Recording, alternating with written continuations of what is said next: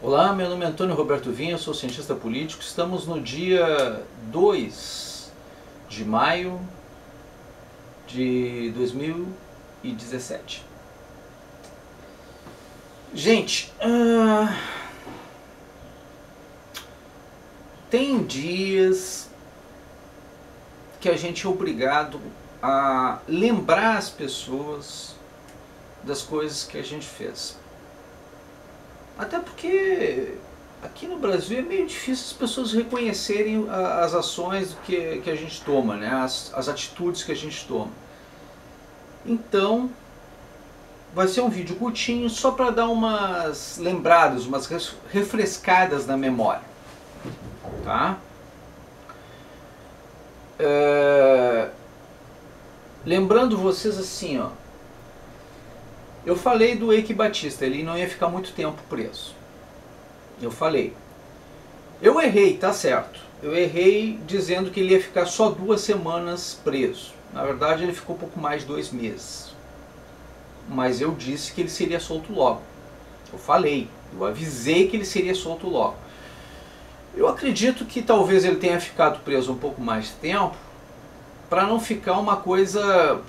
Porque assim, era um momento que não era apropriado soltar ele logo. A opinião pública estava muito contrária ao governo. Recentemente Dilma tinha caído, as coisas estavam ainda efervescentes, tinha a questão do Lula, o pessoal estava voltando das férias, era fevereiro, né? Então tinha uma série de fatores envolvidos aí que podia ser que chamasse atenção demais, né? Que era o período de carnaval, 4 de fevereiro, tava o pessoal saindo de janeiro das férias, aí entrando em fevereiro, e aí começou a chamar muito atenção. Eles disseram, não, vamos dar um tempo, vamos esperar acalmar um pouco a situação, e aí depois a gente vê o que a gente faz. Então, isso em relação ao Eike Batista, eu peguei e errei a questão do prazo, mas eu disse que ele seria imediatamente solto, era uma questão de pouco tempo ele ficaria na cadeia. Isso eu falei. Então não é surpresa nenhuma para quem me segue o fato de que eu avisei que ele seria solto e que seria breve a estadia dele na prisão.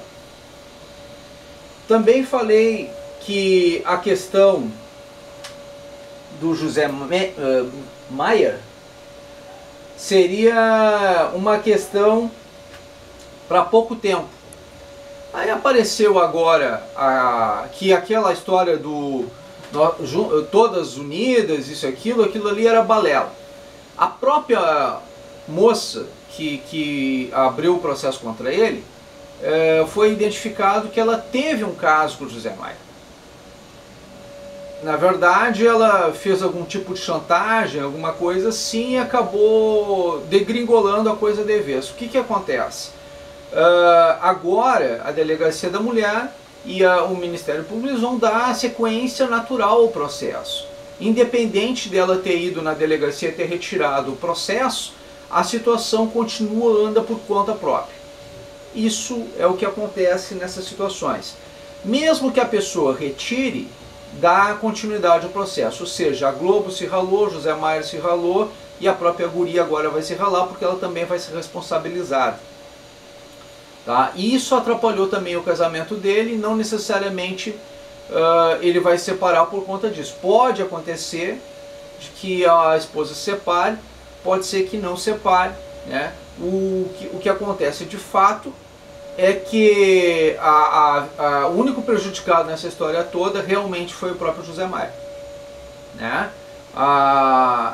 Se isso serviu para encobrir alguma coisa na Rede Globo ou no Brasil, só o tempo vai dizer. Mas o fato é que aconteceu essa situação, né? E como é que isso foi utilizado? Foi utilizado, era uma coisa pessoal, era uma coisa, uma amante de um ator, e acabou caindo na boca do ventilador como se fosse um assédio. Na verdade não houve um assédio, havia uma relação entre o processo.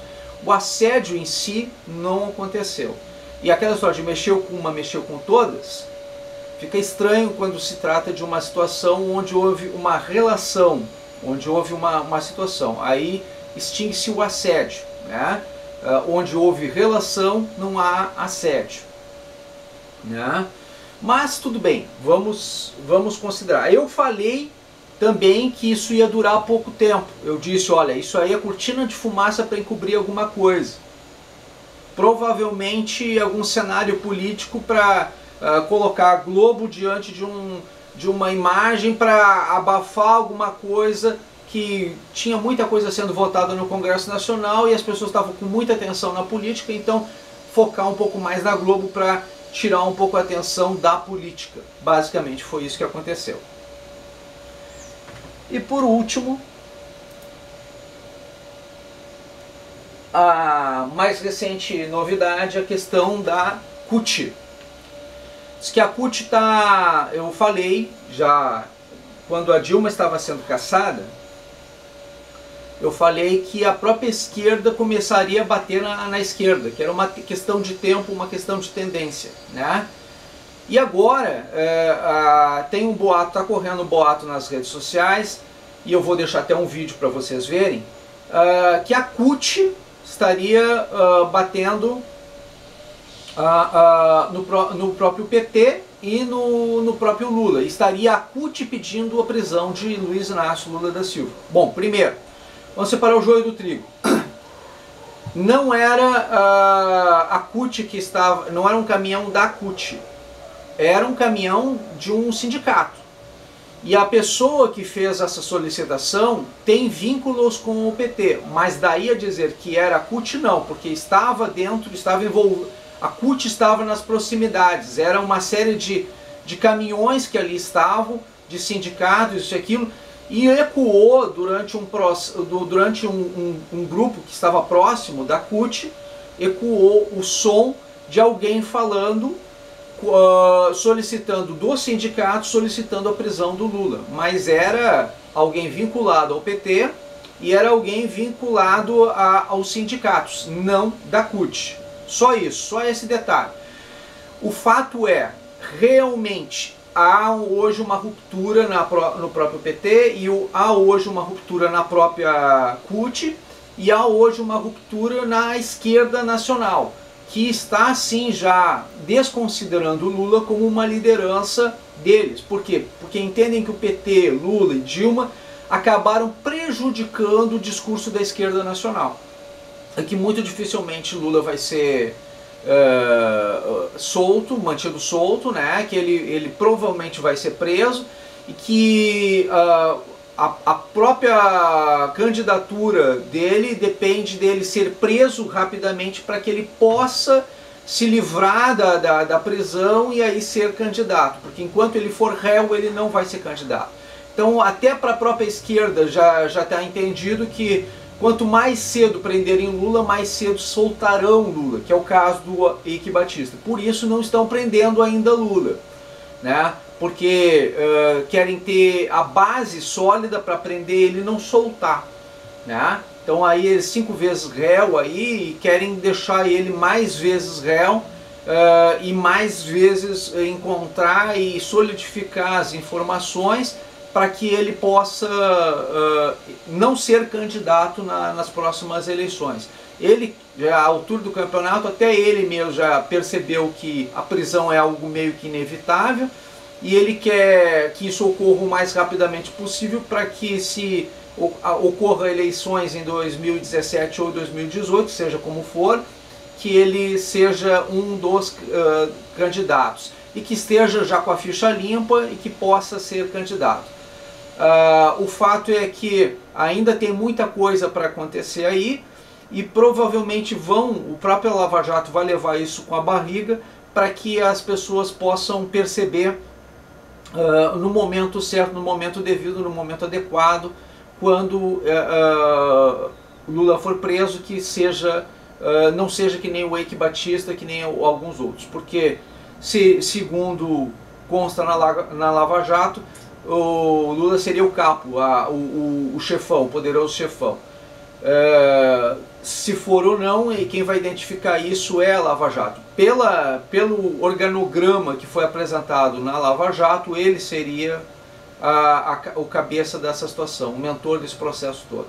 Tu estaria envolvido com a liderança política Luiz Inácio Lula da Silva. Bom, de qualquer modo, também já estou avisando essa situação. Então, fique claro, se Lula for preso, quer dizer, a esquerda, eu já tinha avisado, a esquerda estaria contra o Lula e contra a Dilma, né? Que isso eu já tinha comentado. Então eu avisei a questão do Eike, eu avisei a questão do José Meyer, eu avisei a questão da oposição ser... Da esquerda ser oposição ao próprio Lula e ao próprio PT e à própria Dilma, que eles não dependiam disso, que isso ia acabar acontecendo mais cedo ou mais tarde, e aconteceu. Vai acontecer cada vez mais, é uma tendência até que eles fiquem isolados, e isso vai acabar impedindo o processo de guerra civil, o que era uma tentativa que nós estávamos fazendo, nós não tínhamos certeza, porque havia o risco real de guerra civil, mas a gente tinha que mostrar para a própria esquerda que o PT estava prejudicando a esquerda nacional, e que isso vai acabar prejudicando duas ou três eleições ainda a esquerda nacional, porque a imagem do Lula e a imagem da esquerda, a imagem das administrações de esquerda foram muito prejudicadas pelo Lula, pela Dilma e pelo PT. E agora é uma tendência que Lula seja preso. Então não será surpresa nenhuma se nos próximos dias, semanas ou meses Lula venha a ser preso. O que não prenderam ainda Lula? Porque ele quer utilizar a própria prisão como trampolim para se tornar o próximo presidente da República. Dizer que ele foi inocentado das acusações e foi preso injustamente. Por isso ainda não prenderam, querem ter lastro para prender ele, ponto. Por isso não é uma questão só de oportunidade, é uma questão também de momento, tá? de momento político. E aí estão aguardando o Congresso Nacional ter um momento político adequado, onde a coisa ainda vai acontecer, ainda não aconteceu, e o cenário social também ser o mais adequado. Provavelmente já devam ter lastro suficiente. Aquela questão que o Lula levantou das pessoas que ele teria arrolado como testemunhas a ser considerada também. No momento que aquilo tudo for ultrapassado, porque seria uma alegação jurídica do ponto de vista de que Lula não teve a legítima defesa necessária. Então, no que passar toda essa fase, muito provavelmente se possa perceber que aí sim Lula deva ser preso, né? Neste meio tempo deve acontecer outras coisas também no Congresso Nacional, como a questão da lei de abuso de autoridade, que eles estão tentando levar com a barriga exatamente para que bata uma coisa com a outra de frente. E esse cenário todo, então, está sendo conflituoso. No momento que isso se esgotar, aí sim, provavelmente acontecerá a prisão de Luiz Inácio Lula da Silva. Eu errei algumas datas no ano passado, que já era para Lula ter sido preso várias vezes, exatamente porque ainda não tinha uma série de informações que estão acontecendo agora, que estão sendo perceptíveis agora. Pode ser que a gente erre de novo alguma questão de data, alguma precisão nesse aspecto, porque os cenários vão se modificando por detalhes internos que não são observados nem sequer pelos cientistas políticos. Então, as alternâncias de informação e de poder, elas fazem com que, dentro dos cenários específicos, fazem com que os cenários locais fazem com que os cenários globais sejam perdidos com acesso à informação que possa ser transmitida de uma forma mais acadêmica, de uma forma mais científica. Existem detalhes que são específicos do cenário político, da questão do judiciário, da questão do próprio legislativo, das relações de poder que estão acontecendo, ocorrendo lá no Congresso Nacional, e nas instâncias do próprio jogo dos advogados. Então tudo isso acaba se tornando uma série de fatores que tornam muito difícil a apreciação do que realmente está acontecendo em relação à questão do cenário político nacional sobre a questão da prisão de Lula. Fora isso, a previsibilidade que era possível ser feita é que haveria um cenário de rejeição a Lula dentro da própria esquerda, e esse eu cantei a pedra e realmente está acontecendo. Agora, os sindicatos chegaram ao ponto de aderir a esse processo, alguns sindicatos, não todos, mas a tendência é que aumente o número de sindicatos que rejeite o PT e de partidos de esquerda que rejeitem o PT, ainda mais na aproximação das eleições. Aí eles vão começar com esse discurso, que foi esse primeiro sindicato que abriu esse discurso, né, de que não existe políticos de estimação, né, corrupto de estimação em partido político, né? Então vamos ver se é verdade ou não. Vamos verificar se isso é verdade ou não. Muito obrigado pela atenção dispensada. Nós gostaríamos de dizer aqui, em alto e bom som, claramente, que nós não temos um bandido burguês de estimação. Nós não somos seletivos. A lei da classe trabalhadora pesa sobre a cabeça do Lula, pesa sobre a cabeça do Temer, pesa sobre a cabeça do Aécio e corta a cabeça de todos eles. Nós não escolhemos um bandido burguês bonzinho da nossa preferência. Lula virou o caixeiro viajante da Odebrecht, virou o menininho de recados da Odebrecht e se vendeu à burguesia. Nós temos de dizer claramente: traidor do peão não merece perdão. É prisão pro Lula e a todos os corruptos.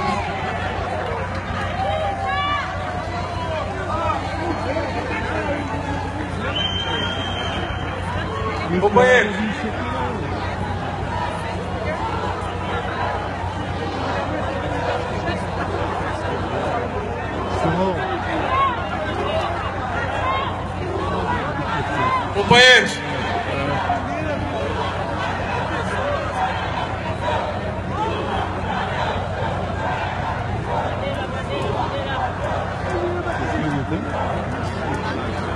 companheiros, eu gostaria também, companheiros,